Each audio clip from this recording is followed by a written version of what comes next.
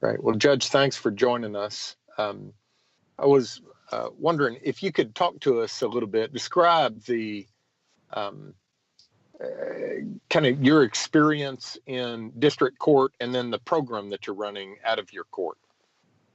I've been a district judge now for a little bit over 2 years, and we started the Restore Hope program in mid-September in Fort Smith here in Sebastian County. And the Fort Smith Adult Education Center combined with the Harbor House have partnered with other volunteers to make the Restore Hope program work with people that have been charged in city court so far. That's all we've done it with, the city court, with either shoplifting, theft, or public intoxication charges. We're thinking of expanding it to contempt, failure to pay, and also going into state court and doing hot checks as well as theft cases in that court also. I've seen it now for 4 months, and I believe it's working. The people that actually enroll in the program are enthusiastic. By and large, they have been compliant with the program. We've had, I think, a very low attrition rate, and I think it is a great program for people to have an opportunity to get out of some of the holes that they put themselves into, where we offer them a ladder to climb out and give them the ability to climb every rung. And there's somebody there with them every step of the way to make sure that they have every tool necessary to become successful. So, Judge, can you talk about you talked about the crimes that an individual's committed. What were your tools, 6 months ago? What were kind of your options as you were trying to carry out justice? Basically, to have these people pay fines, do community service, or go to jail, or be on electronic monitoring for 3 weeks if they were charged with shoplifting. If they were charged with public intoxication, sometimes it involved jail time, depending upon how many previous public intoxications they had had, and they would also get assigned fines and costs. But the problem was that a lot of, particularly the public intoxes, were coming back on a regular basis. And I've seen several of those people go into long-term treatment, and they're in compliance. I'm really going to be excited. I'm going to say probably another 3 or 4 months down the road when I can see the success of those people that have had the in-house treatment and have come out on the other end of the tunnel. So how does the program work? Kind of in the weeds. There's someone in your court. When we open up court for arraignments, there's a representative from the Fort Smith Adult Education Center as well as the Harbor House. The individuals' names are called out. They get screened at the back of the courtroom in rooms that we have reserved for the attorneys to visit with their clients. And the person is given the option, after the program is explained to them, of entering into the Restore Hope program versus going through a trial process or entering a guilty plea and accepting other consequences. And after the individual comes in and makes a plea, what happens is that they enter the program. As long as they stay compliant, then when they get to the end of the program, they will not be required to do any community service, no jail time, and some, if not all, of their fines will be suspended. That's great. Can you talk about, can you tell us a little bit about what you talked about expanding it in the future, but, talk to us a little bit about 2019, what your hopes are for 2019. My hopes are for 2019 to expand the program to include contempt, failure to pay, because a lot of the people that aren't able to pay for their fines and costs are people that are either unemployed, underemployed, or uneducated. I think that we'll have some people that have alcohol and drug problems that come into play with the reason why they haven't been able to pay. And if we can address those problems, get those people to start becoming productive citizens, then they'll stay out of the court system. They'll become better people for the community, and they'll spread the word to their family, their friends, and their neighbors. And I think the program will take off. I think we'll have people coming into the program that have no direct connection with the court whatsoever. And we've seen that happen in Crawford County. So, Describe a little bit what you're talking about there in Crawford County.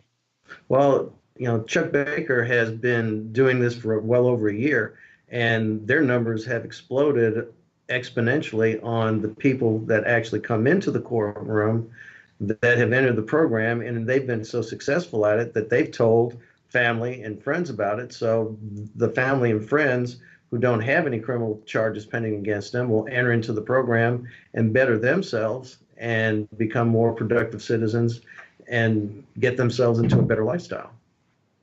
In your program that's been running for 4 months, have you seen anyone get GEDs or?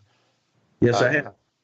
I've seen several people get GEDs. I had my first Harbor House graduate about 2 weeks ago, and the Harbor House gave me a coin very similar to the type of coin that's given out at AA meetings.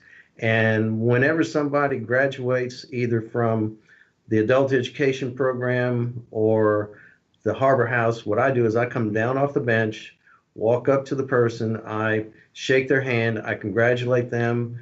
I look at their certificates because I want them to feel that the court is engaged and really behind these people to become successful.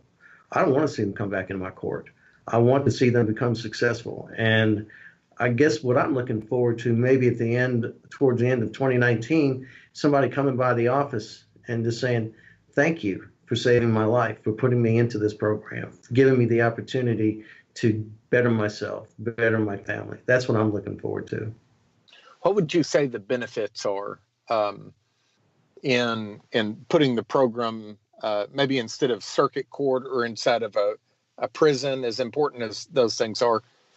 What's the real opportunity in your court and other district courts in Arkansas? District court is is the ground level court in Arkansas. That is the court that more people have contact with than any other court in this state.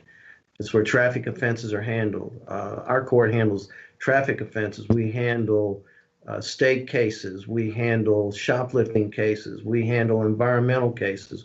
We handle all types of small civil claims that where the dollar limit doesn't knock people up into the jurisdiction of the circuit court. So we see people from all walks of life coming into our courts. I would say on an average weekly basis, I probably come into contact with around, I'm going to say about 250 to 300 citizens for one thing or another, either traffic fine or state court problem or civil problem. And I think the reason this is so important in district court is, number one, most circuit court, by and large, does not deal with misdemeanors unless those misdemeanors are associated with serious felonies. And in district court, if a misdemeanor is brought to us, for example, in a state case, we have to deal with it before the case leaves or the misdemeanor has to be dismissed and refiled in circuit court. That doesn't happen too often. So in that respect, these people are going to enter pleas in our court, and if they have the opportunity to divert themselves out of a way of life that might eventually end them up in circuit court because they're committing more serious crimes, it's going to cut down on our jail population. It's going to cut down on our court costs. It's going to improve the quality of life in the cities where these courts are working.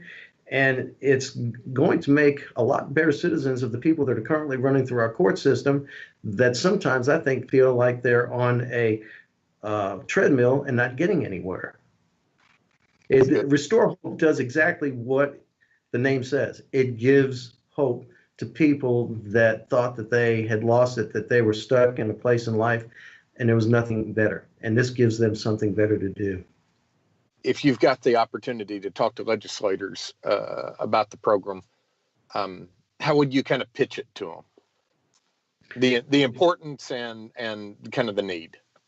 The need, I think that this program should have been started in the court system years ago. I think that the alternatives should have been there years ago. This program is going to need extensive infrastructure. Infrastructure costs money. It's not free. You can't use volunteers forever. And the more expansive that the program becomes, especially in the outlying counties, rural counties here in Arkansas, there's going to be a lot more need for funding to help keep this program going. You've only started with the program in a few counties. When you start trying to go statewide, there's no way that you're going to be able to do it without funding. Government grants can only go so far. The state has to come on board as a partner. They have to come on board and say, hey, we're behind this, because in the long run, the state's going to save money through their penal system, through their court system. Everything will become more streamlined. And like I said, if we get better citizens, more productive citizens, they're going to pay more taxes. And that will contribute to the coffers that are going to help pay for this. So that's the way I would pitch it. It should have been done a long time ago. I've only been on the bench for 2 years, but it's the greatest thing I've seen come down the pike since I've been a lawyer, and I've been a lawyer for 38 years.